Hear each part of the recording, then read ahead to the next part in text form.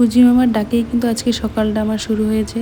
সকালে ঘুম থেকে উঠে দেখি বাইরে ভীষণ রোদ, আর এদিকে কিন্তু আমি নিজের ঘরের বিছনা চাদরটা আমি চেঞ্জ করে নিয়েছি আজকে, যেহেতু বাড়িতে কিছু লোক আসবে আর সবাই চায় যে বাড়িতে লোকজন আসলে একটু ঘর দোর ভালো মতো পরিষ্কার পরিচ্ছন্নভাবে সুন্দর করে গুছিয়ে গাছিয়ে রাখা। নিজের ঘরটা গুছিয়ে এখন নিচে চলে এসেছি মার ঘরটা গোছানোর জন্য। যেহেতু মার ঘরের একদিন আগে বিছনা চাদরটা চেঞ্জ করা হয়েছে, তাই আর মার ঘরের বিছনা চাদর চেঞ্জ করলাম না। আর এই সময়টা কিন্তু আমার ছেলে ওর বাবার সাথে গিয়েছে আমার মামা বাড়িতে, মানে মামা শ্বশুর বাড়িতে। ওখানে গেলে কিন্তু ওর খুব মজাই হয়, কারণ কি মামার ছেলে ওরই বয়সী, ওর সাথে খেলাধুলা করতে পারে। তাই ওখানে গেলে আর আসতেই চায় না বাড়িতে। আর ওখানে গেলে তো ওকে না খাইয়ে পাঠাবেই না, হয় দুধ মুড়ি না হলে কিছু না কিছু খাইয়ে পাঠাবে। তাই আজকে সকালে আর ওকে খাওয়ানোর ঝামেলা নেই। আর সকাল সকালে এত রোদ উঠেছে, ভাবলাম অনেকগুলো জামা কাপড় আছে ওগুলো আগে কেচে নিই। কালকে একাদশী ছিল, সেই জন্য না কোনো ধোয়া কাচা আমি করিনি। আর কালকে ধোয়া কাচা করা হয়নি বলে আজকে কিন্তু অনেকগুলো জামা কাপড় বেরিয়েছে। আর সেই জামা কাপড়গুলো এখন মেলার জন্য চলে এসেছি। ভেবেছিলাম ছাদে নিয়ে যাব মেলার জন্য, কিন্তু সাহসই পেলাম না।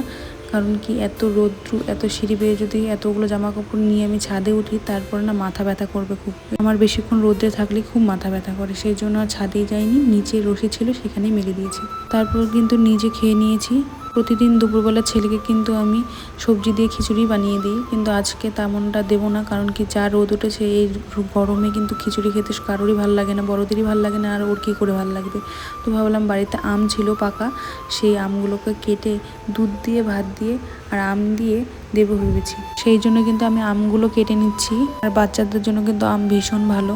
আমে কিন্তু ভিটামিন এ আর সি থাকে, সেই জন্য কিন্তু রোগ প্রতিরোধ ক্ষমতা বাড়ায়, প্লাস ওজন বৃদ্ধি করে। আর আমে থাকা ফাইবারের জন্য কিন্তু কোষ্ঠকাঠিন্য দূর হয়। ওকে খাইয়ে দাইয়ে স্নান করিয়ে তারপরে কিন্তু এখন ঘুম পাড়িয়ে দিচ্ছি। আর ওকে ঘুম পাড়িয়ে এখন আমি নিজে স্নান করতে যাব।